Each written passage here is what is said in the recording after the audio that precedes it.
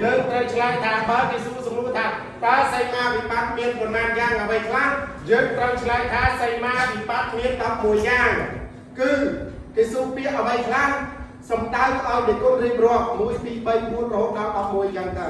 ប្រកបដោយសម្បត្តិប៉ុន្មានយ៉ាងអ្វីខ្លះយើងឆ្លើយថាសីមាប្រកបដោយសម្បត្តិ3យ៉ាងគឺនិមិត្តសម្បត្តិបដិស័កសម្បត្តិនិងកម្មវិការសម្បត្តិយ៉ាងទៅអញ្ចឹងថ្ងៃនេះយើងសិក្សារយៈពេល1ម៉ោងយើងបានសម្បត្តិ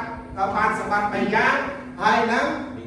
សីមាវិបត្តិ11ជាពុទ្ធវិន័យមេរៀនអំពីសីមា